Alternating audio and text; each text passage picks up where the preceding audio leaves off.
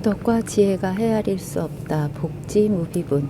수보리야, 어떤 사람이 삼천대천 세계 안에 있는 모든 수미산들처럼 그렇게 큰 칠보의 무더기로 보시하더라도 다른 사람이 이 반야바람일경에서 사국에만이라도 받아 지니고 읽고 외우며 남에게 일러준다면 앞의 공덕으로는 100분의 1에도 미치지 못하며 1000만억분의 1에도 미치지 못하며 나아가서는 수요나 비유로도 미칠 수 없느니라. 다시 보겠습니다. 수보리야, 만약 삼천대천 세계 가운데 있는 모든 수미산, 인도의 고대 세계관에서는 이 세계의 중심에 수미산이라고 하는 큰 산이 있고 사방에는 바다가 있다고 보았는데, 이런 게 3000개가 있고 그것이 또 3000개 뭉친 게 또 3000개가 있다고 해서 삼천대천 세계라고 합니다. 대단히 많은 수요를 이야기한 것인데, 수미산이라고 하는 것은 아주 큰 산으로 그 수미산 꼭대기에 새끼 무새끼가 있고 이런 식으로 이야기를 합니다. 어쨌든 이 수미산 대신에 먼지 티끌을 넣어도 좋습니다. 이 삼천대천 세계 속에 있는 티끌과 같은 보물 무더기를 가지고 보시를 한다더라도, 앞에서도 한번 나왔었죠. 온 세상 온 우주를 칠보를 가지고 다 치장을 한다 하더라도 라고 말입니다. 보물을 가지고 온 우주를 치장하는 복덕은 크겠죠. 그러나 어떤 사람이 이 반야바람일경에서 사국에만이라도 받아 지녀서 읽고 남을 위해서 해설해 준다면 그 복덕이 앞의 복덕보다 비교할 수 없을 만큼 크다. 왜 그런가? 이것은 비교가 안 됩니다. 왜 비교가 안 되느냐 하면, 이 삼천대천 세계의 티끌만큼 많은 보석을 가지고 삼천대천 세계를 치장한다 하더라도 그것은 모양을 따라서 하는 것입니다. 모양을 따라서 하는 것이기에 허망한 거죠. 분별심이에요. 분별심. 칠보라는 것은 모양이죠. 숫자가 있습니다. 그리고 크기가 있고 장소가 있고 의식을 따라가는 겁니다. 모양 따라가는 거죠. 그런데 여기서 반야바람일경이라고 할 때 이 반야는 모양과 의식하고는 다르거든요. 반야라고 하는 것은 항상 쓰고 있고 항상 반야의 혜택을 받고 있으면서도 모양이 없고 크기도 없습니다. 헤아릴 수가 없어요. 생각으로 붙잡을 수가 없습니다. 우리는 항상 이 반야라고 하는 이것에서 벗어난 적이 없어요. 벗어날 수도 없습니다. 지구상의 모든 초목 동식물이 태양의 빛으로 살아가는데, 동식물 어느 것도 태양 그 자체는 아니듯이 이 반야의 빛으로 우리가 경험하는 이 모든 일들이 일어나는 겁니다. 이것은 장미꽃이다, 저것은 난초다라고 하는 것도 반야의 힘이지만, 그렇다고 장미꽃이 반야는 아니에요. 난초가 반야는 아닙니다. 우리가 반야의 힘으로 장미꽃, 난초를 경험하지만 장미꽃, 난초라는 모양을 따라가서는 반야를 알 수가 없어요. 모양을 따라가지 않으면 장미꽃, 난초를 감상하는 그 자체로서 반야를 보는 겁니다. 반야를 경험하는 거죠. 반야라는 건 마음입니다. 우리는 항상 마음을 쓰고 있잖아요. 마음을 쓰는 거죠. 그냥 마음을 쓰는 겁니다. 그런데 우리가 흔히 마음을 잘 쓴다, 못 쓴다 이런 식으로 말하는 그 정도를 마음이라고 알아서는 진짜 마음을 아는 것이 아닙니다. 마음을 잘 쓴다, 잘못 쓴다 할 때의 마음은 생각을 말하는 거죠. 그러나 말하는 것도 마음이고 행동하는 것도 마음이고 생각하는 것도 마음이죠. 그리고 마음을 잘 쓴다, 잘못 쓴다 라고 할 때 우리는 마음을 잘 쓴다, 못 쓴다 하는 모양으로 평가하고 있는 겁니다. 잘 써도 이 마음을 쓰는 것이고 못 써도 이 마음을 쓰는 것입니다. 그러니까 잘 쓴다, 못 쓴다 하는 테두리에 매이지 말고 단순히 쓴다라는, 잘 쓴다, 못 쓰든 잘 쓰든 못 쓰든 쓰는 것이죠. 마음이란 것은 쓴다고 해서 다른 것도 아니고 달라지는 것도 없습니다.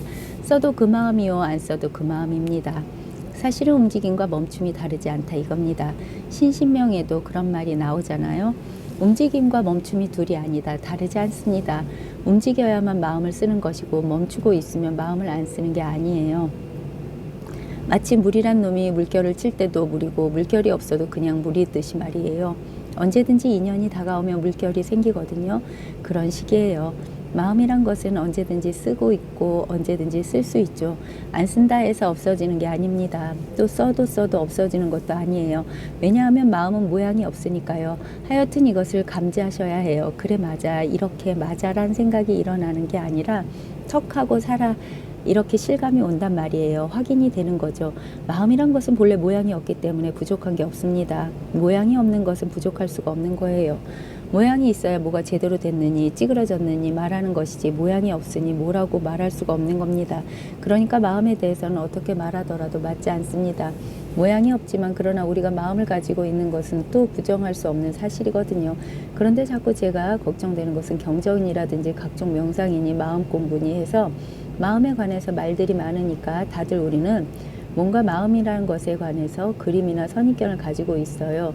아마 이런 걸 거야 하고 자기도 모르게 그런 것을 가지고 있습니다. 그것 때문에 많은 장애를 받습니다. 그런 선입견 때문에 아마 이런 걸 거야 라고 한다면 그것은 마음으로 말미암아 나온 그림이지 마음과는 상관이 없어요. 마음은 그림이 아니다 이겁니다. 그러니까 물로 말미암아 파도가 생기지만 파도는 이런 모양이 물이다 하고 물의 모양을 그려낼 수는 없는 거예요. 왜냐하면 물이란 게 본래 정해진 모양이 없거든요. 마음이란 게 그렇다 이겁니다. 정해진 모양이 없으니까 아마도 마음에 관한 경험은 이럴 거야 라고 하고 가지고 있는 선입견을 무조건 내버려야 하는 겁니다. 그런 게 조금이라도 있으면 그것이 장애가 되어서 공부가 안 됩니다. 금강경뿐만 아니라 여러 경전에서 이야기하고 있지 않습니까? 마음이라는 게 얻을 게 없고 모양이 없고 도무지 말할 수 없다. 어떤 모양으로도 마음에 관한 견해가 있다면 그것은 공부에 도움이 되는 게 아니고 조그만 그 견해에 끌려가려서 끝내 마음을 깨달을 수가 없게 되는 겁니다. 기억이 잘 나지 않지만 제가 공부했던 것들을 돌이켜보면 저도 처음에 선이 뭔가 하고 책을 상당히 봤어요. 어차피 책밖에는 의지할 것이 없으니까. 그런데 보면 볼수록 모르겠어요. 처음에는 보니까 어느 정도 그림이 그려져요. 아, 이런 게 선이구나. 이렇게 했는데 자꾸 보니까 대강은 그려지는데 어떤 그림도 정확하게 거기에 해당이 되는 게 아닌 거예요. 그러니까 대강 이런 거구나 하고 견해는 그려지는데 어떤 견해도 딱 들어맞는 게 없더라고요. 시원하지 않은 거예요. 결국에는 의식적인 노력으로는 어떻게 해도 할 수 없겠다는 결론이 나오더라고요. 황당하죠. 화두도 좀 하려고 했는데 체질에 안 맞더라고요. 방석 접어 깔고 앉아서 좌선도 한 6개월 해봤는데 역시 그것도 체질에 안 맞습니다. 그것 자체가 신뢰가 안 생겨요. 여기에서 뭐가 나오겠냐 하는 의문이 여전히 남았죠. 그리고 이미 제가 본 책들에 따르면 그렇게 해서는 안 된다고 되어 있었으니까요. 6조 단경에는 공부는 않는 것과 상관이 없다고 나와 있어요. 이 말은 여러 군데 나옵니다. 유마경에도 나오지 않습니까? 그러니 신뢰가 안 생겨요. 그래서 그만두고 화두는 분명히 하면 된다고 그러는데 화두를 잡아보니까 게을러서 안 되더라고요. 자꾸 이먹고 한다는 것 자체가 지겹고 싫은 거예요. 그러니까 뭐 아무 방법이 없죠. 그래서 저는 제 스승님의 법회 그때 일주일에 2번이 있었는데 저는 그때 심정이 어떻냐 하면 내 힘으로는 안 되고 저기 가르치는 분이 분명히 뭔가 있는 것 같으니까 저분이 가지고 있는 것을 내가 훔쳐야겠다. 실제로 그런 생각을 가지고 있었어요. 그것밖에는 방법이 없겠더라고요. 훔치는 방법은 무조건 그 법회에 가서 앉아서 귀를 기울이는 거죠. 귀를 기울여서 자꾸 들어서 그분이 정신적으로 내면적으로 가지고 있는 모든 것을 내가 알 때까지 여기 앉아 있어야 되겠다. 그것밖에 없었어요. 길이 없잖아요. 그러다 보니까 제가 전혀 기대하지 않았던 여러 가지 일들이 일어났어요. 제가 의식적으로는 도저히 기대할 수 없었던 내면의 여러 체험들이 일어나면서 결국 그분의 말씀을 다 알아듣겠더라고요. 나중에 그렇게 놓고 화두나 경전을 보니까 아무것도 아닌 겁니다. 전부 다 똑같은 말을 하고 있더라고요. 달리 다른 말이 없어요. 딱 한 가지를 가지고 이래라 저래라 자꾸 말을 하고 있더라고요. 저는 힘들이지 않고 공부했습니다. 그냥 가서 귀만 기울이고 앉아있는 거니까요. 힘들 게 없죠. 그 대신에 믿음이 있었죠. 하여튼 저분이 가진 것이 뭔지는 모르지만 그것을 완전히 바뀔 때까지 그 생각밖에 없었어요. 일종의 억하심정이지. 내가 모르는 걸 남이 알고 있다는 것은 기분 나쁜 일이잖아요. 사실 저는 그런 감정이 있었어요. 저도 학교 다닐 만큼 다니면서 적어도 글로 써놓은 것은 이해하지 못하는 게 별로 없었어요. 그런데 그런 것은 자꾸 파고들면 되니까. 그런데 이것은 전혀 성격이 다르더라고요. 이것은 머리를 가지고는 도저히 어떻게 할 수 없는 일이라 머리를 가지고는 도저히 어떻게 할 수 없으니까 결국에는 밀어붙이기 작전밖에는 없는 거예요. 무조건 가서 이야기를 듣다 보면 방법이 없겠더라고요. 훔치는 방법은 무조건 그 법회에 가서 앉아서 귀를 기울이는 거죠. 귀를 기울여서 자꾸 들어서 그분이 정신적으로 내면적으로 가지고 있는 모든 것을 내가 알 때까지 여기에 앉아 있어야 되겠다. 그것밖에는 없어요. 길이 없잖아요. 그러다 보니까 제가 전혀 기대하지 않았던 여러 가지 일들이 일어났어요. 제가 의식적으로 도저히 기대할 수 없었던 내면의 여러 가지 체험들이 일어나면서 결국 그분의 말씀을 다 알아듣겠더라고요. 나중에 그렇게 해놓고 화두나 경전을 보니까 아무것도 아닙니다. 전부 다 똑같은 말을 하고 있더라고요. 전부 다 똑같은 말을 하고 있더라고요. 달리 다른 말이 없어요. 딱 한 가지를 가지고 이래라 저래라 자꾸 말을 하고 있더라고요. 저는 힘들이지 않고 공부했습니다. 그냥 가서 귀만 기울이고 앉아 있는 거니까 힘들 게 없죠. 그 대신에 믿음은 있었죠. 하여튼 저분이 가진 것이 뭔지는 모르지만 그것을 완전히 바꿀 때까지 그 생각밖에 없었어요. 일종의 억하심정이지. 내가 모르는 걸 남이 알고 있다는 것은 기분 나쁜 일이잖아요. 사실 저는 그런 감정이 있었어요. 저도 학교는 다닐 만큼 다니면서 적어도 글로 쓴 것은 이해하지 못하는 게 별로 없었어요. 그런 것은 자꾸 파고들면 되니까. 그런데 이것은 전혀 성격이 다르더라고요. 이것은 머리를 가지고 도저히 어떻게 할 수 없으니까 결국에는 밀어붙이기 작전밖에 없는 거예요. 무조건 가서 이야기 듣다 보면 그게 친숙해지고 친밀해지고 그러다 보면 말하는 사람의 정확한 말귀를 알아듣는 거죠.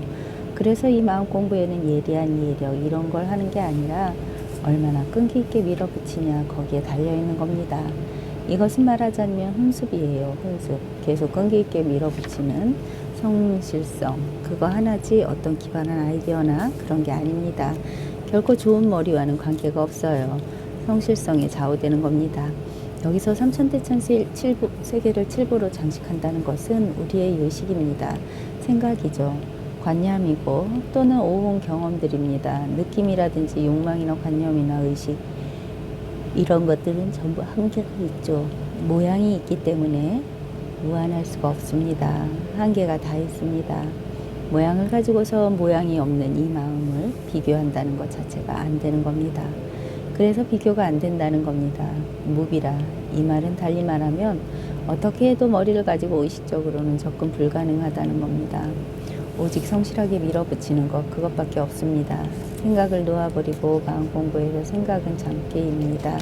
생각을 놓아버리고 성실하게 밀어붙이다 보면 자기 내면에서 여러 가지 변화가 옵니다. 마음 공부는 결국 내면의 변화가 와야 해요.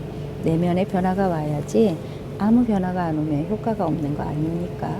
분명하게 변화가 옵니다. 변화가 오고 확보부동하게 하나가 되고 그래서 누가 뭐라 해도 흔들림이 없이 됩니다. 그런 실제적인 효과가 있습니다. 그런 게 없으면 마음 공부란 것은 단지 그냥 관념적인 이야기에 불과합니다. 아무런 진실함이 없는 거죠. 이것은 진실한 겁니다. 결코 관념적인 이야기가 아니에요. 마음이란 것은 가장 진실한 의미에서의 경험이죠. 도저히 부정할 수 없는 경험입니다. 다른 것은 다 부정해도 예를 들어서 마음을 감지하고 있으면서도 다양한 감정 상태나 생각을 동시에 경험할 수 있습니다. 그런데 다양한 감정들이나 생각들은 자꾸 변해가지만 마음은 변화가 없어요.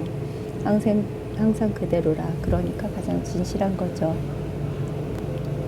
헛되게 이리저리 변화무쌍한 게 아니에요. 마음은 항상 그대로입니다. 그래서 정멸이라고 그래요. 항상 조용하고 고요하지요. 입 다물고 가만히 있는 게 정멸이 아니라 이렇게 들떠서 중심 없이 흔들리는 게 아니라 그 본래의 자리에 딱 안정이 되는 겁니다. 그러니까 자신만만한 것이고 말하자면 걱정이 없다 이겁니다. 그런 식으로 확실한 경험이 있습니다. 마음 공부라는 게 그냥 심리적으로 복잡한 문제가 안 일어나고 편안한 겁니다. 편안한 거 그런 게 아닙니다. 마음 공부라는 게 그냥 심리적으로 복잡한 문제가 안 일어나고 편안한 거 그런 게 아닙니다. 무비라 이 말은 달리 말하면 어떻게도 머리를 가지고 의식적으로는 접근 불가능하다는 겁니다. 오직 성실하게 밀어붙이는 것 그것밖에 없습니다. 생각을 놓아버리고 마음 공부해서 생각은 잔깨입니다.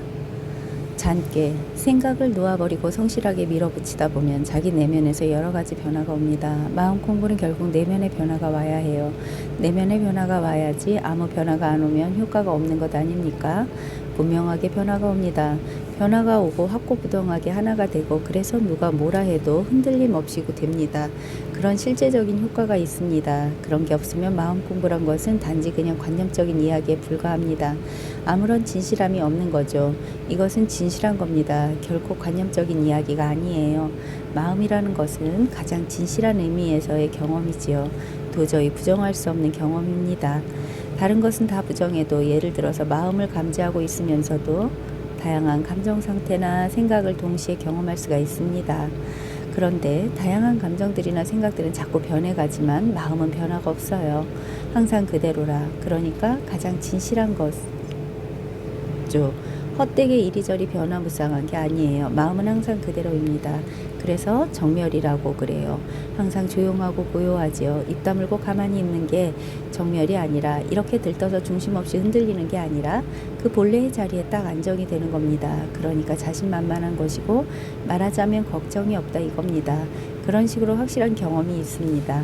마음 공부라는 게 그냥 심리적으로 복잡한 문제가 안 일어나고 편안한 것 그런 게 아닙니다. 소위 법이라는 이름을 가진 이 자리가 확실하게 있습니다. 본래 면목이라는 자리가 분명하게 있다니까요. 거짓말하는 게 아닙니다.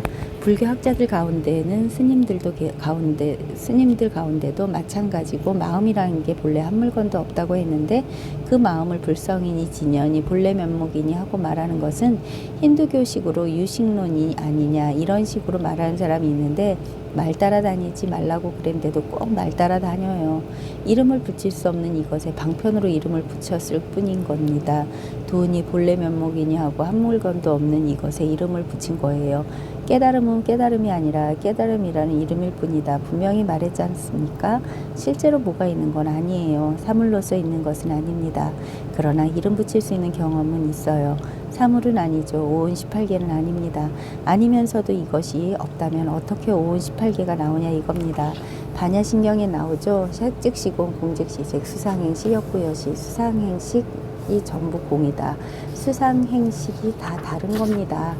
다 다르거든요. 그 다른 전부가 다 한결같이 공이라고. 공이 아니면 색, 수, 상, 행식이 드러날 수가 없는 겁니다. 한결같이 변하지 않는 게 있고 변화하는 그런 측면이 있고 하나의 경험이지만 하나의 마음인데 우리가 경험하기에 따라서 다양하게 변화하듯이 보이기도 하고 전혀 변화가 없는 경험으로 나타나기도 합니다. 변화를 쫓아가서도 안 되고 변화 없음에 치우쳐서도 안 되고 말하자면 이 하나의 마음 변화로도 나타나고 변화 없음으로도 나타나기도 하는 이 한 개의 마음 이것이 딱 확인이 되면 반야신경의 오온개공이란 말이 분명히 이해가 됩니다. 이해가 아니라 실감이 되는 거죠. 실감이 오온이 정말 공이 맞구나 하는 실감이 되는 겁니다. 그래서 그것이 단순히 관념적인 이야기가 아닙니다. 논리적인 이야기가 절대 아닙니다. 어떤 분은 저에게 어떻게 그렇게 논리정연하게 말하느냐고 그러던데 저는 논리적으로 말하는 게 아니에요. 그저 이 법의 자리에 발을 딱 딛고 있으면 불합리한 말이 안 나오는 겁니다. 모든 게 다 이 안에 환하게 드러나 있으니까 이러쿵저러쿵 이상하게 말할 이유가 없는 거예요. 명확하게 말하는 거죠. 그러나 논리적으로 추리하는 것은 아닙니다. 그것은 불합리해요. 불투명하지 모를 때 추리하는 거니까 형사들이 범인을 모를 때 추리하는 거잖아요. 그것은 추리가 아니에요. 눈앞에 있는 사실을 있는 그대로 말하는 겁니다. 그러니 여기에 불합리한 게 있을 수 없죠. 오히려 눈앞에 보이는 사실을 그대로 말하기 때문에 논리적으로는 조금 허점이 있을 수도 있습니다. 허점이라기보다는 논리적으로 이해 안 되는 부분, 논리를 뛰어넘는 부분들이 있죠. 예컨대 없는 게 있는 것이고 있는 게 없는 것이다. 논리적으로 하면 해석이 안 되는 부분인데 그러나 분명하게 하거든요. 말이 있다 없다지 다른 게 아니거든요. 말만 안 따라가면 있다와 없다가 전혀 다르지 않죠. 있다라는 말과 없다라는 말의 원천을 근원을 찾아보십시오. 있다는 말은 어디에서 나타나고 없다는 말은 어디에서 나타나느냐. 근원을 찾아보지 못하고 있다라는 말과 없다라는 말의 모양을 따라가면 전혀 다르잖아요. 그러나 있다라는 말과 없다라는 말이 나타나는 근원을 찾아보면 있다 하는 것이나 없다 하는 것이나 하나도 다를 게 없잖아요. 똑같은 거거든요. 이것은 도대체 있다라는 말이 어디서 나오고 없다라는 말이 어디서 나오냔 말이에요. 똑같잖아요. 동일해요. 똑같은 지점에서 다양하게 나오는 겁니다. 그래서 이것을 경전에서는 정멸의 자리에서 모든 생멸법이 나타난다고 하는 겁니다. 하나의 지점이거든요. 그러니까 말을 안 따라가는 것이 이 공부에 가장 중요합니다. 아는 게 병이다. 제발 지금까지 불교에 대해 배운 것을 전부 버리세요. 아는 게 병이라니까요. 배운 바대로 육식이 어쩌고 7식 8식 열애장이 뭐고 업장 유아니 뭐하니 하고 따지기 시작하면 이것에서 멀리 떨어져 있는 겁니다. 그렇게 하시면 안 돼요. 그냥 이런 말 저런 말이 말은 모두 다르지만 하나라고 그러는데 말 한마디 한마디 생각 하나하나 글자 한자 한자가 바로 이것입니다. 그러니까 여기에는 부처도 없고 중생도 없고 마구니도 없고 지옥도 없고 천당도 없습니다. 업장윤회 그런 거 없어요. 그냥 이거 하나뿐이에요. 이거 한 놈이 온갖 요술 마술을 부리고 있어요. 온갖 것이 여기서 다 만들어져 나오는 겁니다. 종교를 배워서 관념적으로 주입된 상들, 각종 이름과 모양들, 금강경을 통해서 전부 청소해내야 합니다. 싹 청소해내고 가장 단순하고 가장 직접적이고 가장 진실한 이것이 바로 딱 통해야 하는 겁니다. 영가천도 진짜 영가천도 하고 싶거든. 이 법을 깨달아야 돼요. 법을 깨달아야 영가는 영원히 사라지는 겁니다. 법을 모르면 계속 따라오면서 괴롭혀요. 법을 알고 나면 그 다음부터 영가가 어디 가 버렸는지 없어요. 천도하고 말고 할 것도 없습니다. 이것 하나뿐이에요. 이거 하나뿐. 이것이 모든 것의 가장 밑바닥이고 근원인 겁니다. 천사들은 이것을 가르쳐 손잡이를 잡는다고 그랬습니다. 자동차로 치면 운전대를 잡는 거예요. 내가 부리는 대로 가는 거죠. 법에 통하면 그렇게 되는 겁니다. 나머지는 신경 쓸 필요가 전혀 없는 겁니다. 망상은 저절로 가라앉습니다. 가장 확실한 게 있으니까요. 오직 이것만 분명하게 실감하고 통달해버리면 나머지는 전혀 걱정할 게 없습니다. 여기서 다 해결되는 문제이기 때문이죠. 망상이라고 하는 것은 우리의 허망한 의식에서 나오는 거예요. 그래서 온갖 것을 이리저리 맞춰보고 비교하고 억울하다, 자랑스럽다 하는 겁니다. 그런데 이 법이 분명하면 그런 것 저런 것이 없습니다.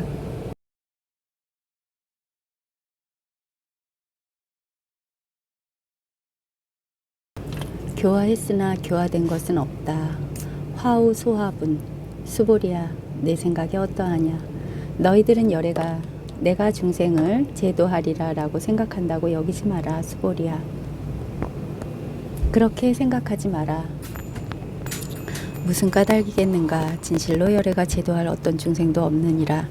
만일 열애가 제도할 중생이 있다면 열애에게 아상인상 중생상 수자상이 있는 것이니라. 수보리야 열애가 내가 있다고 말한 것은 곧 내가 있는 것이 아닌데도 범부들은 내가 있다고 여기느니라. 수보리야 열애가 말하기를 범부라는 것은 곧 범부가 아니다라고 하느니라. 너무 분명하잖아요. 너무 확실한 이야기를 해주고 있죠. 다시 보겠습니다. 수보리야 내 생각이 어떠하냐. 너희들은 열애가 내가 마땅히 중생을 제도하리라 라고 생각한다고 여기지 마라. 중생을 제도하리라 한다면 자기가 중생이에요. 중생을 제도한다는 생각 자체가 벌써 분별을 따라가거든요. 아상인상 중생상 수자상을 가지지 않으면 그런 생각을 할 수가 없어요. 그렇지 않습니까? 부처 따로 있고 중생 따로 있고 나 따로 있고 너 따로 있고 제도하는 것 따로 있고 제도 안 하는 것 따로 있고 전부 분별심이고 이법입니다. 이법에 근거해서 생각하고 행동하는 사람은 전부 중생이에요. 부처는 결코 그렇게 하지 않습니다. 부처에게는 중생이 없습니다. 중생이 없으니 부처도 없어요. 진짜 부처에게는 중생도 없고 부처도 없습니다. 제도할 게 없어요. 이것이 분명해서 하는 거예요. 이것을 명확하게 납득하셔야 해요. 참된 부처에게는 중생이 없다. 물론 부처도 없지. 중생도 없으니까. 중생을 제도한다는 일도 없습니다. 왜냐하면 그런 것들은 전부 망상이라. 망상. 이름과 모양을 따라다니는 망상이에요. 전부. 그런 쓸데없는 망상만 안 하면 본래 아무 일이 없어요. 할 일 없어요. 원래 아무 문제가 없어요. 부처 중생 잘나고 못나고 온전하고 부족하고 아름답고 추하고 이런 식으로 계속 나누니까 할 일이 산더미처럼 많은 거예요. 온 세계가 성한 데가 하나도 없어요. 전부 다 뜯어 고쳐야 되는 거예요. 그게 전부 자기 망상이에요. 그런 식으로 모양을 따라가고 망상을 따라가면 이 세상에 성한 데가 하나도 없습니다. 전부 다 바뀌어야 돼요. 왜 이 세상이 이 모양이냐라고 하는 사람들이 많잖아요. 하느님은 왜 세상을 이 모양으로 만들었어? 세상이 잘못된 게 아니라 자기 생각이 잘못된 겁니다. 하느님이 실수할 리가 없어요. 실수하면 하느님이 아니죠. 실수는 사람이 하는 겁니다. 법에는 문제가 없습니다. 사람이 어리석으냐 어리석지 않느냐 그 차이지. 법에는 어리석음도 총명함도 없습니다. 그냥 그대로일 뿐입니다. 사람이 어리석으면 온갖 모양으로 나눠놓고 울고 불고 야단법석이죠. 탐진치가 다른 데서 일어나는 게 아니에요. 스스로가 그렇게 만들어서 일으키는 겁니다. 탐진치를 스스로가 분별해서 만들고 일으킨다는 말이죠. 본래 법에는 그런 게 없습니다. 사람이 스스로 어리석게 망상을 부려 따라가지 않는다면 법에는 그런 게 없어요. 그러니까 열애는 내가 중생을 제도해야 한다라는 생각을 절대 하지 않습니다. 그렇게 생각한다면 그것은 열애가 아니에요. 그러니까 다음에 나오잖아요. 수보래야 그렇게 생각하지 마라. 무슨 까닭이겠는가. 진실로 열애가 제도할 어떤 중생도 없느니라. 만일 열애가 제도할 중생이 있다면 열애에게는 아상인상 중생상 수자상이 있는 것이니라. 열애가 제도할 중생이 있다 한다면 이것은 열애가 아상인상 중생상 수자상이 있다는 거지요. 그러면 그것은 열애가 아니죠. 상을 가지고 있는데 무슨 열애입니까? 그것은 열애인 척하지만 열애가 아니고 중생이죠. 중생에게는 제도할 중생이 있고 받들어 모셔야 할 부처가 있지만 열애에게는 제도할 중생도 없고 받들어 모셔야 할 부처도 없어요. 그럼 우리는 어느 쪽을 선택할 것인가? 중생을 선택할 것인가? 열애를 선택할 것인가? 선택하기에 달렸습니다. 중생을 선택하면 영원히 중생을 제도해야 하고 받들어 모셔야 할 부처도 있습니다. 그렇게 하면 힘들죠. 힘들기 싫다면 열애를 선택하시라 이겁니다. 그러면 제도할 중생도 없고 받들어 모실 부처도 없어요. 모양만 안 따라가면 되는 겁니다. 상만 안 지으면 돼요. 스스로가 이렇다 저렇다 분별해 가지고 거기에 따라가지만 않으면 되는 겁니다. 그럼 어떻게 해야 안 따라가느냐, 이것을 깨달아야 되는 겁니다. 법을 깨달아야 돼요. 법을 모르면 결국 의식에 의존할 수밖에 없고, 의식에 의존하면 어쨌든 분별할 수밖에 없고, 분별하면 이거냐 저거냐를 따라다닐 수밖에 없어요. 의식에 의존해서 이것과 저것을 따라다니기 싫다면 의식을 붙잡고 싸울 게 아니라 법을 체험해야 하는 겁니다. 이 자리를 몰록 실감해야 하는 겁니다. 말과 말 사이, 의식과 의식 사이의 틈새를 통해서 허공을 몰록 탁 깨달아야 되는 겁니다. 이 허공을 탁 깨닫고 나면 모든 게 다 허공이 바탕이 되니까 각종 상의 이름과 모양에 속지 않는 겁니다. 수보리아 열애가 내가 있다라고 말한 것은 곧 내가 있는 것이 아닌데도 진실로 열애가 말하기를 내가 있다라고 하는 것은 내가 있는 게 아니라 말일 뿐이죠. 내가 있다라는 말을 안 따라가면 내가 있다라는 말이 도대체 무엇이냐? 내가 있다라는 말의 진실을 정체를 보세요. 내가 있다가 아니고 말일 뿐입니다. 이겁니다. 그 말에 안 따라가면 돼요. 그러면 내가 있다라는 이것이 바로 열애입니다. 이것이 바로 마음이에요. 내가 있다라는 말에서 내가 있다라는 말을 안 따라가면 내가 있다라는 이것 곧 마음입니다. 범부들은 내가 있다고 여기느니라. 내가 있다라고 하는 것은 단순히 말일 뿐인데 범부들은 내가 있다라고 여긴다 이겁니다. 진실로 있다고 착각을 하는 거예요. 우리가 꿈을 꾸는데 꿈속에서 이것이 꿈이다라는 사실을 알면 꿈속에서 일어나는 여러 가지 일들에 대해서 초연합니다. 그런데 꿈을 실제 상황이라고 알고 있다면 심각한 겁니다. 겁도 나고 좋아하기도 하고 싫어하기도 하고 온갖 일들이 다 있죠. 사실은 꿈인데도 불구하고 그와 마찬가지로 내가 있다라는 것도 꿈과 같은 겁니다. 내가 있다라는 것도 말과 생각과 모습일 뿐이지 실제로는 내가 있다가 곧 이것입니다. 내가 있다가 이것이라면 가벼워집니다. 그런데 내가 있다라고 하는 것은 너무나 당연하게 현실이라고 생각해서 거기에 매달리게 되면 많은 일들이 벌어지게 되는 겁니다. 무슨 일이든지 나를 중심으로 계산이 되기 때문에 이것이 이익인가 손해인가를 따지게 되는 겁니다. 피곤하죠. 요컨대 실상을 보느냐 망상을 보느냐 하는 겁니다. 실상에는 내가 있다라는 그런 나는 없어요. 망상에서는 나라는 게 분명히 있지만 실상에서는 이것이 나다라는 말이 곧 이것 자체입니다. 말하자면 이것이 공이에요. 이것이 나다, 내가 있다 라는 이것 자체가 공이고 마음이라니까요. 크기도 없고 이름도 없고 이것이 나다, 내가 있다, 내가 지금 기분이 어떻다 하는 이것 자체가 어떤 무엇이 아닌 이 마음이에요. 수보리아 열애가 말하기를 범부라는 것은 곧 범부가 아니라 그 이름이 범부이다라고 하느니라. 범부가 비록 내가 있다 하더라도 범부조차도 범부라는 게 실제로 있는 게 아니다 이겁니다. 이름만 범부일 뿐이다. 범부도 없고 부처도 없습니다. 전부 다 이름일 뿐이에요. 이름일 뿐입니다. 이름에 안 속는다면 범부, 부처 이것, 이름에 안 따라가면 범부, 부처 이것인데 여기서 조심할 것은 범부, 부처라는 이 말만 의식하고 있어서는 안 되죠. 끊임없이 범부니 부처니 하고 작용해서 나오지만 작용하는 흔적이 없는 것, 그러니까 흔적이 작용하는 것 이것만 실감하면 여기에만 문득 통하면 되는 거예요. 화두 중에 이런 게 있습니까? 이런 게 있지 않습니까? 송장을 끌고 다니는 그 놈이 뭐냐? 흔적 없이 작용하면서도 송장을 끌고서 온갖 짓을 다 합니다. 온갖 일을 다 하지만 거기 흔적이 없어요. 의식적으로 한 행동에는 흔적이 남습니다. 그래서 신구의 세 가지 업이란 게 흔적이에요. 흔적, 생각과 말과 행동은 흔적을 남깁니다. 그러나 말과 생각과 행동의 실상을 보게 되면 어느 것도 흔적을 남기지 않습니다. 우리가 말을 말로 기억하고 생각을 생각으로 기억하고 행동을 행동으로 기억하니까 흔적이 남는 것이지만 그렇게 기억하지 않고 바로 지금 이렇게 직접 경험할 뿐인 게 실상이거든요. 기억으로 남아있는 것은 실상이 아니에요. 그건 전부 다 지나간 거잖아요. 실상이란 언제든지 지금 바로 이렇게 경험하고 있는 겁니다. 실상은 바로 지금 이렇게 경험하고 있는 이것뿐입니다. 지금 이렇게 경험하고 있는 이것뿐, 생각이, 의식이 바로 지금 이것이라면 우리는 실상에 가까이 있는 겁니다. 지금 이렇게 경험하고 있는 이것뿐입니다. 예컨대 어제 친구와 함께 술을 마셨다고 생각하고 있는 지금의 이것. 지금 내가 친구하고 어제 술집에 있는 게 아니에요. 어제 친구하고 술 마셨던 생각 그 자체가 지금 이 순간에 여기에서 생각하고 있는 겁니다. 그래서 과거도 현재도 미래도 이 순간 이 자리에 있는 겁니다. 이 순간 이 자리일 뿐이에요. 이 순간 이 자리에 있으면서 망상을 피우지 마세요. 과거에 대한 망상, 미래에 대한 망상을 짓지 마시라 이겁니다. 지금 이 순간 여기에 있으면서 제발 콩밭에 가지 마시라 이겁니다. 언제든 우리는 이 순간 여기에 이렇게 있을 수밖에 없습니다. 몸뚱이를 가리키는 게 아니에요. 몸뚱이도 역시 몸뚱이도 이 순간 여기에서 이렇게 사용하는 겁니다. 언제든지 우리는 이 순간 여기에서 이렇게 분명할 수밖에 없습니다. 이렇게 법이 분명한 거예요.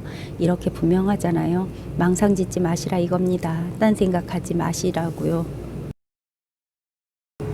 법의 몸은 모양이 아니다.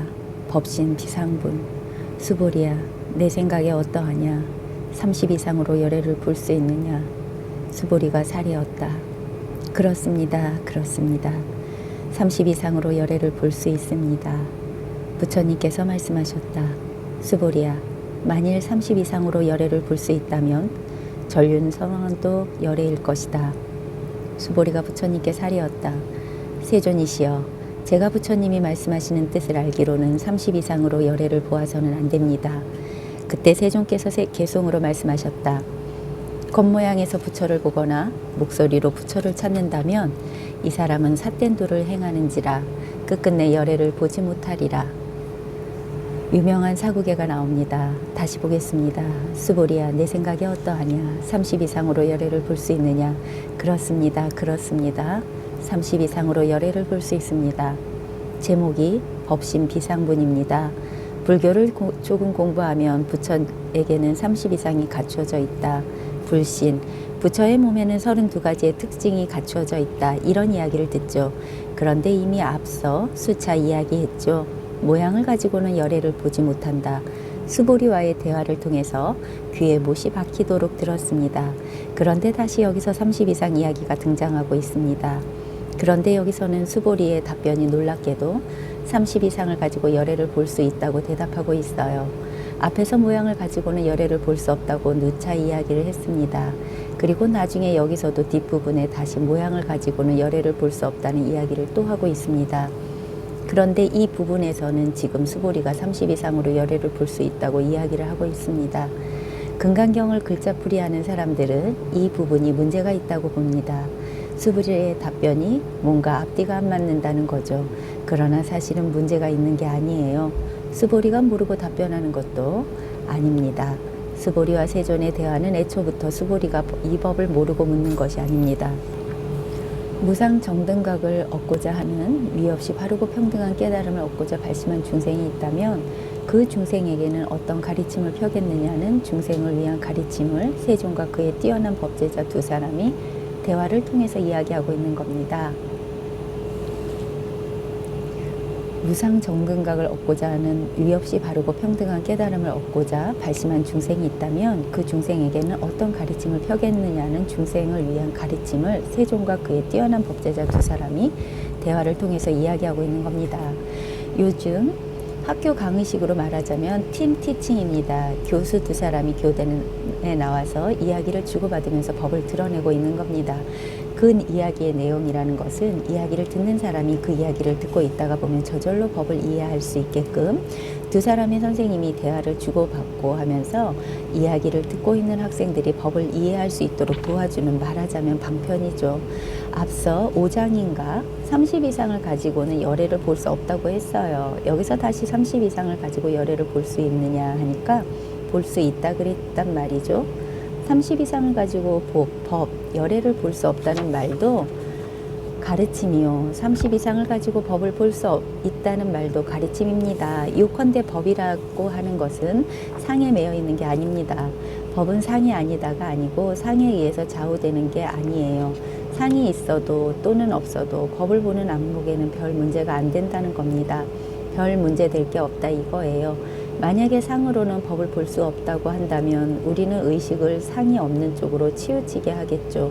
아무것도 없는 쪽으로 치우치게 될 겁니다. 그렇게 되면 허무 쪽으로 빠져 들어갈 거예요. 또 만약에 상으로 법을 볼 수 있다고 한다면 어떤 모양에 매달릴 겁니다. 이러이러한 모양이 법이다 하고 그러니까 상이 없다 해도 맞지 않고 있다 해도 맞지 않은 겁니다. 상에 매여서 상을 없애고서 법을 보라 해도 맞지 않고 상을 두고서 법을 보라 해도 맞지 않고 상에 매이지 않는다는 겁니다. 어떤 상을 가지고서는 법을 말할 수 없다는 거죠. 금강경을 조금 공부해 보면 법이라는 것은 모양도 없고 몸도 없는 거니까 생각으로 할 수 없는 거야. 눈에 보이는 게 법이 아니야. 오은 18개는 법이 아니야. 이런 식으로 나간단 말이죠. 이것은 쉽게 말하면 공에 떨어지는 겁니다. 아무것도 없다는 공에 떨어지는 거예요. 공이라는 관념에 떨어지는 겁니다. 공이란 게 실제 있는 게 아니거든요. 공이라는 관념을 세워서 거기에 떨어지는 거예요. 법은 어떠한 모양을 가지고 있다. 법이라는 건 이런 거고 저런 거다 하는 이야기가 잘못되었다는 것은 쉽게 알 수 있는 겁니다. 요컨대 법이라고 하는 것은 말이죠. 색에도 공에도 매달려 있지 않아요. 방편으로 색이니 공이니 하는 것이고 항상이니 무상이니 하는 것이지 법은 색이란 것으로도 상이란 것으로도 보여줄 수 없고 마찬가지로 공이란 것으로도 상 아닌 것으로도 보여줄 수가 없어요.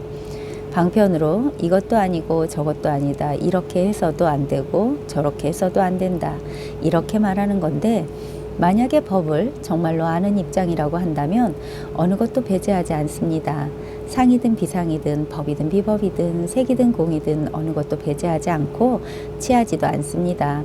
그러니까 법이란 것은 무엇을 취하거나 버리는 데서 드러나는 것이 아니란 말입니다.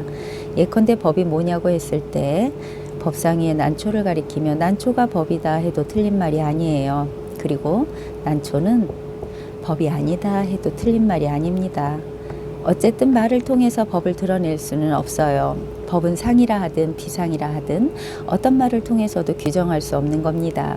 그렇다면 상에도 머물지 말고 비상에도 머물지 말라 이겁니다. 상이 있어도 상관이 없고 상이 없어도 상관이 없어요. 상에 대한 어떠한 관심도 버리라 이겁니다. 그런 것을 가지지 않는다면 뭐가 법이냐? 지금 그냥 난초를 쳐다보는 이게 법이에요. 난초의 모양이 법이다. 아니다라는 판단이 여기에 개입되지 않는다면 그냥 난초를 쳐다본다는 것, 그러나 제 말에 속지 마셔야 합니다. 난초를 쳐다본다는 생각도 하지 마시라 이겁니다. 그냥 단지 이렇게 쳐다보는 것, 제 손이 보이시죠? 쳐다본다는 말에 속지 마시고 그냥 보는 것, 듣는 것, 여기에 법 아닌 게 없습니다. 그래서 만약에 우리가 공을 추구한다면 모든 공은 모든 색 위에서 드러나는 겁니다. 말하자면 공은 곧 색인 겁니다. 그런데 색이니 공이니 하는 그런 말에 매이지 않는다면 지금 제 소리를 듣고 제 손을 쳐다보는 여기 제 손이 보이지만 제 손이 법은 아니죠. 제 손입니다. 손, 제 손이 보이지만 여기에서 저것이 저 사람의 손이다라는 판단이 들어가지 않는다면 거기에 머물지 않는다면 여러분이 눈길을 주고 있는 여기에 법이 있습니다. 법은 항상 우리 자신의 앞에 또렷하게 있습니다. 다른 데 있지 않습니다. 그러나 정해진 모양은 없습니다. 또렷함이란 것만 있습니다. 부정할 수 없는 것만 있는 거예요. 자, 지금 제 손을 보시는데요. 부정할 수 있는 것이랑 제거 가능한 것은 부정할 수 있습니다. 부정할 수 있는 것이란 제거 가능한 것은 부정할 수 있습니다. 말하자면 이 손을 다른 것으로 대체할 수 있습니다. 손 대신에 난초라든지 컵이라든지 부정할 수 없고 제거할 수 없는 것을 여기서 보십시오. 제 손을 보시는데 어떤 것을 여기 갖다 놓더라도 손 대신에 무엇을 바꿔 놓더라도 부정할 수 없고 제거할 수 없는 게 있습니다. 도저히 어떻게 할 수 없는 게 있습니다. 법은 이런 거예요. 불생불멸이고 불례불거라. 그래서 여여하다고 하는 것이에요. 법은 사실 말로써 탐구되는 것은 아닙니다. 그냥 제 말을 듣고 계시다 보면 제가 끊임없이 힌트를 드립니다.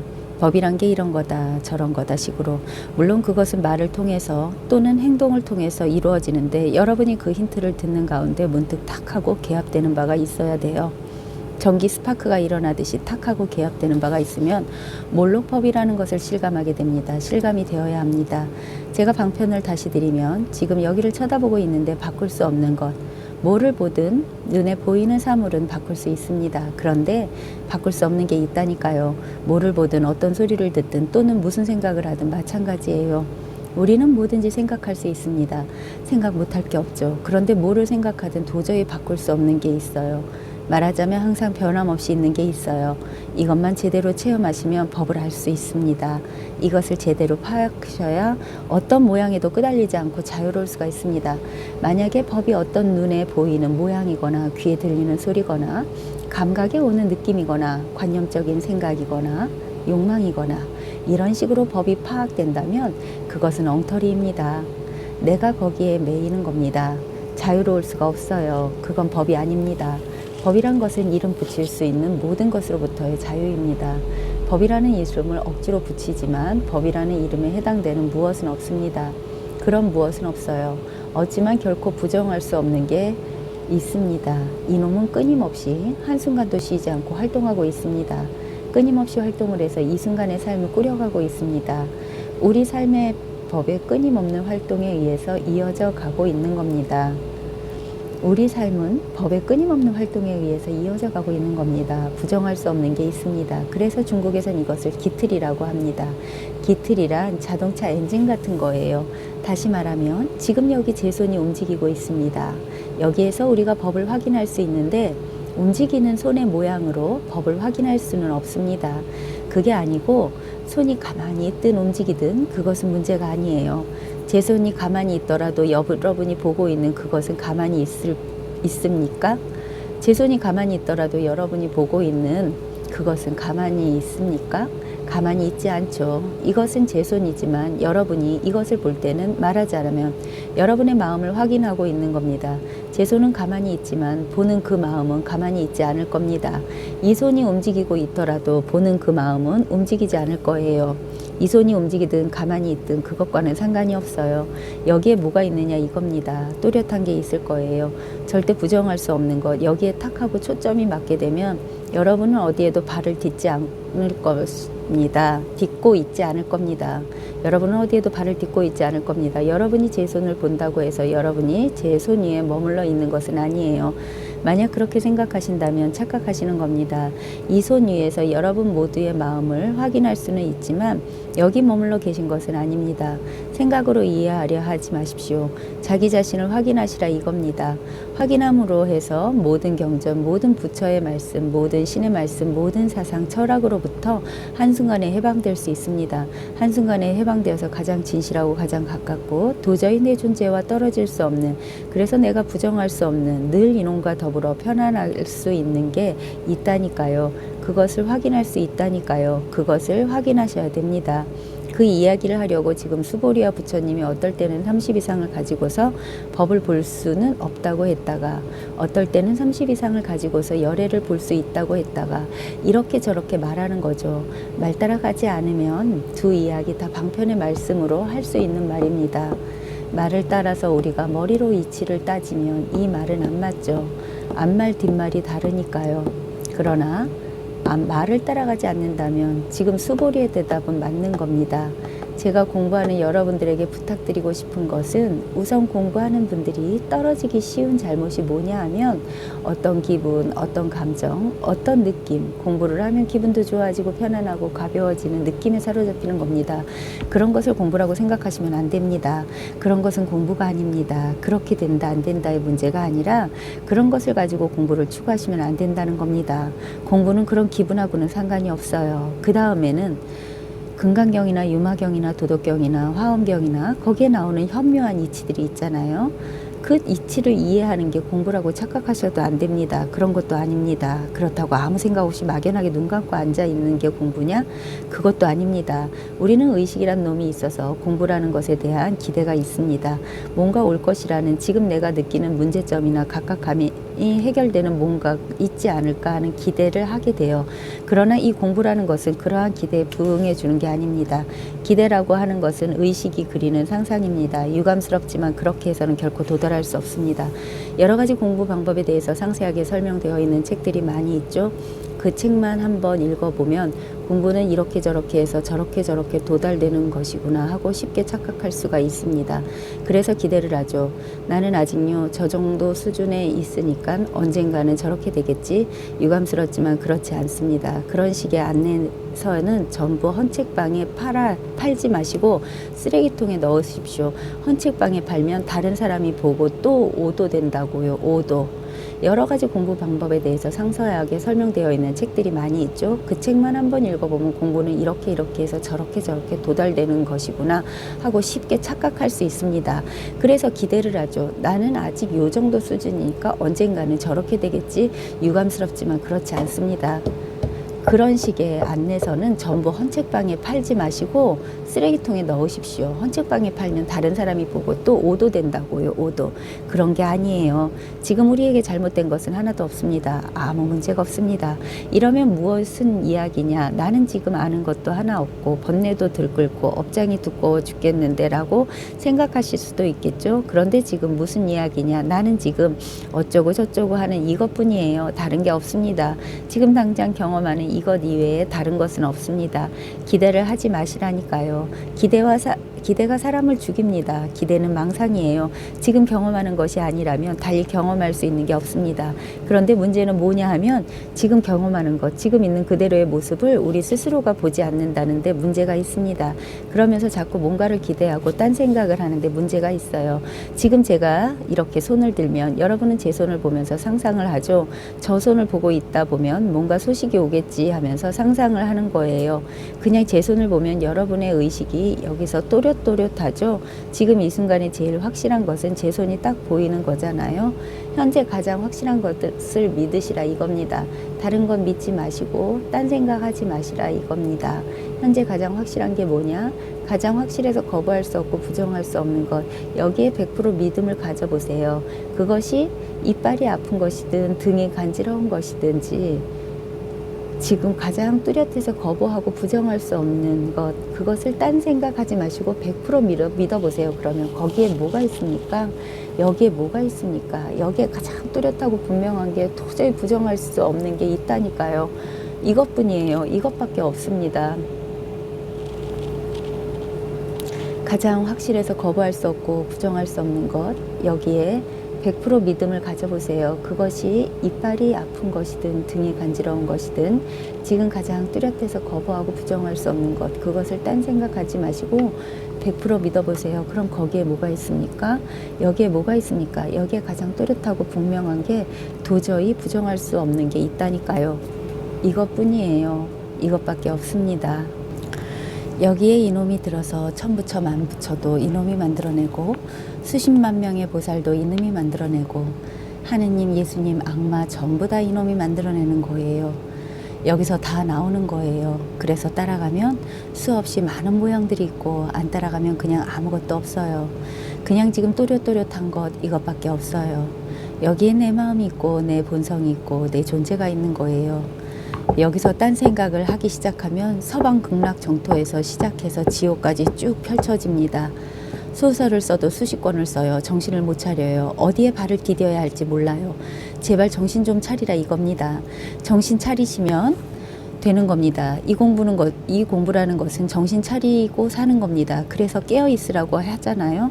이것은 아주 간단한 겁니다. 말에 속고 모양에 속고 자기 스스로가 만들어낸 망상에 속는 게 우리 병이기 때문에 그 병을 고치려고 한다면 지금 눈앞에 가장 뚜렷하고 분명한 것에 믿음을 가지셔야 하는 겁니다. 그러면 그 병을 고칠 수가 있습니다. 우리는 교회당이나 절이나 산신당에 가면 근엄하게 만들어진 모습을 보고 고개가 푹 숙여지죠. 자기도 모르게 절을 하고 그렇게 되죠. 모양이 눈앞에 나타나게 되면 싹 따라가 버립니다. 자기가 정신을 못 차리니까 따라가는 거예요. 그럴 땐 말이죠. 돋보기를 가져다가 자세히 한번 살펴보세요. 이게 무엇인가? 뭐가 있겠어요? 먼지만 덕지덕지 앉아가지고 있지. 그러나 좀 더 자세히 보시면 눈앞에 이놈이구나 이것밖에 없어요. 안 따라가는 겁니다. 안 따라가는 것, 따라가면 맨날 당하고 사는 것이고 안 따라가면 내가 하고 싶은 대로 할 수 있습니다. 산신당에 있는 산신령이 나무로도 만들고 돌멩이로도 만들어진 그것이 우리에게 뭐라고 합니까? 그런데도 이상하게 그것을 보면 뭐라고 할 것 같고 잘 보여야 할 것 같아요. 다 내가 만들어내는 모양입니다. 모든 게 다 그래요. 내가 만들어내어서 끌려가지만 않는다면 지금 언제든지 눈앞에 또렷한 것 이것뿐이에요. 그런데 여러분이 조심할 것은 눈앞에 또렷하다라는 의식을 억지로 만들지 마십시오. 처음에는 그렇게 만들겠지만 거기에 매이면 안 돼요. 그것 자체가 망상입니다. 정말로 눈앞에 또렷한 게 뭔지를 체험해야 하는 거예요. 눈앞에 또렷하다는 그 생각이 또렷한 겁니다. 그러면 망상입니다. 정말로 또렷한 게 무엇인가? 하여튼 여기에서 법을 분명하게 실감하셔야 되는 겁니다. 그게 안 되면 망상의 노예 노릇이 안 끝나요. 옛날 대해 종고 스님이 항상 하시던 말씀이 깨달음이 체험이 있다는 것을 부정하지 말아라. 그것을 부정하는 사람은 제대로 공부하는 사람이 아니라고 했어요. 명확하게 법에 대한 실감이란 게 있습니다. 그게 와야 해요. 그게 오지 않으면 전부 생각일 뿐이에요. 눈앞에 있는 것에 또렷하다. 이것도 생각일 뿐이라니까요. 그러니까 발심이 되어야 해요. 법에 대한 법을 실감하고자 하는 그런 간절함이 있어야 합니다. 법이란 것은 말로 판단되거나 생각으로 다가오는 게 아닙니다. 내가 의식적으로 법이란 것을 붙잡을 수는 없어요. 법에 대한 간절한 갈망은 가질 수 있지만 이게 법이다라고 의식할 수는 없습니다. 도리어 그 실감이 오는 순간에 의식이란 놈은 쉬어버려요. 의식을 잊게 돼요. 법이 또렷해지면 의식이 잊혀요. 그래서 말이 안 나옵니다. 어쨌든 의심이 사라지고 이때까지 꽉 막혔던 것이 뚫리고 편안해져요. 그러면서 한 줄기 빛이라고 할 만한 건데 밝음이 있습니다. 말이 그렇지 어디서 빛이 나오는 게 아닙니다. 방광하는 게 아니에요. 그런 게 아니라 의심이 사라지는 거죠. 말하자면 그렇다는 것입니다. 어쨌든 그런 종류의 체험이 와야 합니다. 내가 의식적으로 법이란 것을 붙잡을 수는 없어요. 법에 대한 간절한 갈망을 가질 수 있지만 이게 법이다라고 의식할 수는 없습니다. 도리어 그 실감이 오는 순간에 의식이란 놈은 쉬어버려요. 의식을 잊게 돼요. 법이 또렷해지면 의식이 잊혀요. 그래서 말이 안 나옵니다. 어쨌든 의심이 사라지고 이때까지 꽉 막혔던 것이 뚫리고 편안해져요. 그러면서 한 줄기 빛이라고 할 만한 건데 밝음이 있습니다. 말이 그렇지 어디서 빛이 나오는 게 아닙니다. 방광하는 게 아니에요. 그런 게 아니라 의심이 사라지는 거죠. 말하자면 그렇다는 것입니다. 어쨌든 그런 종류의 체험이 와야 합니다. 지금 우리 각자가 사실은 그런 체험을 하는 바로 이 자리에 발을 딛고 있습니다. 우리가 스스로 늘 가지고 살고 있는, 늘 행하며 살고 있는, 늘 살고 있는 마음이 바로 그거예요. 내 마음을 아는 겁니다. 마음이라고 이름 붙인 이놈을 아는 겁니다. 그렇기 때문에 마음이란 놈이 작동을 해서 만들어낸 말, 느낌, 생각, 경계, 이 법의 체험은 어떤 종류의 경계가 아닙니다. 그러면서도 체험을 하고 보면 맨날 행하는 이것이라니까요. 맨날 경험하고 있는 겁니다. 여기서 낚시 바늘에 걸리듯이 탁 하고 걸려 들어오면 됩니다. 탁 하고 실감이 오는 순간에 첫 느낌이 뭐냐 하면 대체적으로 너무 쉽잖아, 아무것도 아니잖아 하는 겁니다.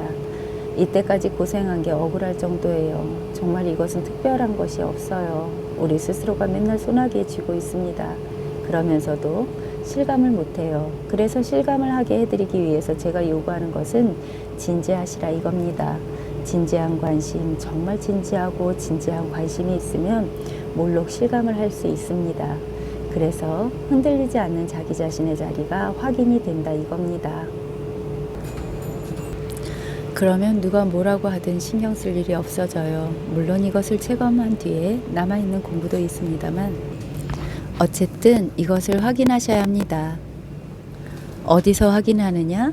바로 지금 이 자리에서 여기서 바로 확인하는 겁니다. 다른 데서 확인되는 게 아닙니다. 앉아있는 자리에서 각자 가지고 계신 것이 이것이에요. 이것이라니까요. 늘 경험하면서도 우리는 이것을 무시하고 있죠. 맨날 행하고 있는 이것입니다. 생각으로 파악하려 하면 안 돼요. 이것은 목이 말라야 돼요. 목이 말라야 가슴에서 손이 쑥 나와서 이것을 탁 잡는다니까요. 머리에서 나오는 손은 쓸모없는 손입니다. 머리에서 나오는 손으로 잡으시면 안 됩니다. 그것은 다시 놓아야 돼요. 가슴에서 나오는 손으로 콱 잡아야 해요. 그래야 결코 놓치지 않습니다. 법의 실감, 법의 체험이 없으면 아무리 견해가 뛰어나고 아무리 기묘한 경험을, 느낌을 갖더라도 아무리 육신통, 팔신통을 하더라도 진리는 아직 모르는 겁니다.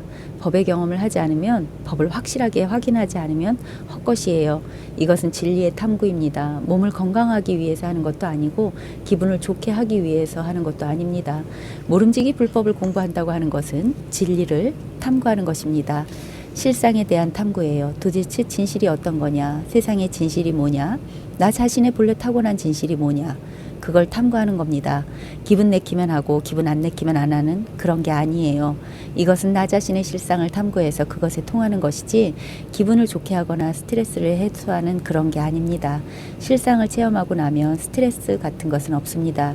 기분이 좋고 나쁜데 연연하지 않아요. 진리가 확고하면 흔들림이 없습니다. 다시 경문을 보세요. 수보리가 30 이상으로 열애를 볼 수 있습니다. 그러니까 부처님이 다시 수보리에게 말씀하십니다. 수보리야, 만일 30 이상으로 열애를 볼 수 있다면 전륜선왕도 열애일 것이다. 이것에 대한 일반적인 해석은 30 이상으로 열애를 봐서는 안 된다는 것입니다. 왜? 전륜선왕은 열애가 아니라고 우리가 알고 있기 때문에. 그러나 정확하게 말하면 전륜성왕이 바로 열애입니다. 무슨 소리냐?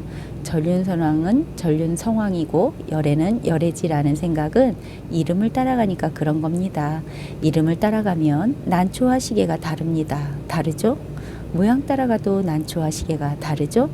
그러나 여기서 말하는 법이라는 것, 법을 알면 시계를 봐도 난초를 봐도 달라지지 않습니다. 전륜성왕과 열애는 이름입니다. 경전에서도 중생이 바로 부처다라고 했습니다. 중생과 부처는 이름입니다. 이름 따라가지 않으면 중생이 바로 부처고 부처가 바로 중생입니다. 천당이 바로 지옥이고 지옥이 바로 천당이에요. 우리가 이름을 따라가니까 자꾸 문제가 생기는 겁니다. 시계와 난초가 다르지 않다면 무슨 이유로 왜 다른가, 다르지 않은가 하고 이치를 따지라는 말이 아닙니다. 진정 시계를 볼 때와 난초를 볼 때, 시계라는 이름을 들을 때와 난초라는 이름을 들을 때 우리가 모양을 따라가지 않고 말을 따라가지 않는다면, 모양에 머물지 않고 말에 머물지 않는다면 시계 앞에서 또랑또랑하고 난초 앞에서 또렷한 것이 똑같아요. 시계를 보시든 제 손을 보시든 똑같은 겁니다. 모양 안 따라가면 상에 머물지 않으면 똑같은 거예요. 그러니까 전륜성왕이라는 말을 하든 열애라는 말을 하든 다를 게 없습니다. 이름 안 따라가면 지금 전륜성왕이란 말을 들을 때 정말 또렷하고 분명한 진실, 또 부처라는 말을 들을 때 또렷하고 분명한 진실 어디 있습니까? 어떻게 다릅니까? 달라질 수가 없어요. 그래서 불이법문이라고 하는 겁니다. 언제든지 다른 게 없어요. 그래서 불법은, 진리는 불이법문이에요. 달라지지 않는 겁니다. 이름 따라가고 모양 따라가고 생각 따라가고 그러면 그것은 같다고 말할 수가 없죠. 수보리가 부처님께 사례였다. 세존이시여, 제가 부처님이 말씀하시는 뜻을 알기로는 30 이상으로 열애를 보아서는 안 됩니다. 30 이상을 가지고서 열애를 봐서는 안 된다. 30 이상을 가지고 열애를 볼 수 있다고 했다가 30 이상을 가지고 열애를 봐서는 안 된다고 했습니다. 두 말 다 맞는 말입니다. 모양을 따라가서는 열애를 볼 수 없어요. 그러나 모양을 따라가서는 열애를 볼 수 없다는 사실을 알면 어떤 모양이 앞에 나든 열애를 볼 수 있습니다. 분명하고 확실하다면 어떤 모양이 다가오든 그 모양에서 열애를 보는 거지 아무것도 안 보는 게 열애를 보는 게 아닙니다. 우리가 장님도 아닌데 아무것도 안 보고 살 수 있습니까? 예컨대 눈이 안 보인다 하더라도 귀에도 안 들립니까? 귀가 안 들린다 하더라도 냄새도 못 맡습니까? 냄새를 못 맡는다고 치자. 그럼 감각도 없어요? 감각도 없으려면 시체가 돼야지. 살아있다는 것은 경계를 접한다는 겁니다. 항상 모양을 경험하는 거라. 그렇지 않으면 죽은 겁니다. 그러니까 우리는 언제든지 모양을 대하면서 살고 있어요. 모양을 마주하면서 살고 있다고요. 항상 모양을 볼 수밖에 없습니다.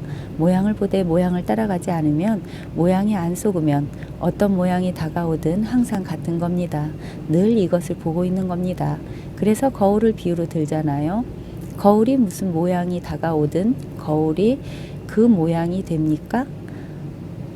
거울은 한결같이 무슨 모양이 다가오든 비출 뿐이에요. 거울은 모양에 오염되지 않습니다. 만약에 거울이 카메라 필름처럼 오염이 된다면 그 거울은 쓸모가 없어요.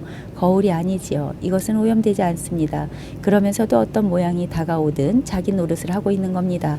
그렇듯이 모양에 속지만 않는다면, 오염되지 않는다면 30 이상을 가지고 열애를 본다 하든 30 이상을 떠나서 열애를 본다 하든 아무 상관이 없어요. 말에 속으시면 안 되는 겁니다. 이 마음이라고 하는 것은 어떤 규격도 없고 틀도 없고 정해진 것은 아무것도 없습니다. 마음을 이야기하면서 이렇다 저렇다 하면 그것은 무조건 틀린 겁니다. 어떤 것도 정해진 것이 없지만 확실하게 마음을 실감할 수는 있습니다. 그러면 어떤 말이나 모양에도 안 속는 겁니다. 그때 세종께서 개송으로 말씀하셨다. 겉모양에서 부처를 보거나 목소리로 부처를 찾는다면 이 사람은 삿된 도를 행하는지라 끝끝내 열애를 보지 못하리라. 여기서 여러분들이 조심할 것은 색깔이나 모양을 가지고선 열애를 볼 수 없다고 하니까 모양을 가지고 봐서는 안 돼라고 그렇게 생각하는 그것이 바로 모양을 따라서 이것을 이해하는 것이란 사실입니다. 금강경을 그렇게 이해하시면 안 돼요. 열애는 색깔이 없어. 색깔로 보아하면 안 돼. 열애는 소리가 없어. 소리를 보면 안 돼. 이렇게 하는 바로 이것이 색을 가지고 하는 것이고 소리를 가지고 하는 것이에요. 분별하지 마라 하면 우리는 분별하지 말라 하더라, 분별하지 말아야지 하고 분별을 합니다. 그러니까 한마디로 이야기하자면 내가 어떻게 생각을 기묘하게 굴려도 생각을 가지고는 안 되는 겁니다. 오로지 확고부동한 믿음과 강렬한 발심만이 이 자리를 찾아주지 잘 돌아가는 머리 기묘한 생각을 추구해서는 결코 도달할 수가 없습니다. 경전에 이렇게 말한다고 경전에 속으면 안 돼요. 색깔로 보지 말라고 하면 전부 눈 감고 봉사가 되란 말이에요. 소리로 찾지 말라 하면 귀마개 하고 전부 귀머거리가 되란 말인가요? 경전에 속으시면 안 됩니다. 경전을 보실 때 경전의 내용을 머리로서 판단할 수 있는 데까지 판단해 놓고 그 다음에 머리로서는 더 이상 안 되는구나 하고 포기를 해야 돼요. 포기하면 남는 게 뭡니까? 믿음과 억하심정, 아무리 해도 안 되니까 억하심정이 생기죠. 도대체 이놈이 뭐기에 나는 이렇게 해도 안 되느냐, 뭔가 가슴에서 치솟아 올라와야 돼요. 그러면 발심할 수 있게 됩니다. 그래야 그것이 탁 끊어지면서 되는 겁니다. 경전에서 이렇게 말한다고 경전에 속으면 안 돼요. 색깔로 보지 말라고 하면 전부 눈 감고 봉사가 되란 말입니까? 소리로 찾지 말라 하면 귀마개 하고 전부 귀머거리가 되란 말입니까? 경전에 속으시면 안 돼요. 경전을 보실 때 경전의 내용을 머리로서 판단할 수 있는 데까지 판단해 놓고 그 다음에는 머리로서는 더 이상 안 되는구나 하고 포기를 해야 돼요. 포기하면 남는 게 뭡니까? 믿음과 억하심정. 아무리 해도 안 되니까 억하심정이 생기죠. 도대체 이놈이 뭐기에 나는 이렇게 해도 안 되느냐, 뭔가 가슴에서 치솟아 올라와야 돼요. 그러면 발심할 수 있게 되는 겁니다. 그래야 그것이 탁 끊어지면서 되는 겁니다. 당연히 제가 지금 하고 있는 말도 모두 방편입니다. 그냥 귀만 열어놓고 제 이야기를 진지하게 경청하시다 보면 어느 순간에 탁 하고 귀가 열리는 순간이 옵니다. 공부는 그렇게 하는 겁니다. 조작 없이 간절한 관심, 경청, 진지한 자세, 이것으로 하는 겁니다. 그렇게 하는 거지 무엇을 반복적으로 외우고 반복적으로 어떤 행동을 하는 게 아닙니다. 그러면 조작하는 거예요. 조작해서 만드는 것은 진실이 될 수 없습니다. 가짜입니다. 진짜는 우리의 어떤 손길도 요구하지 않습니다. 이미 아무 문제가 없는 거예요. 이미 아주 완벽한 겁니다. 오히려 우리에게 손을 떼라고 해요. 우리가 자꾸 손을 대고 있는 동안에 는 문제가 생겨요. 손을 떼면 진리 그대로 아무 문제가 없는 겁니다.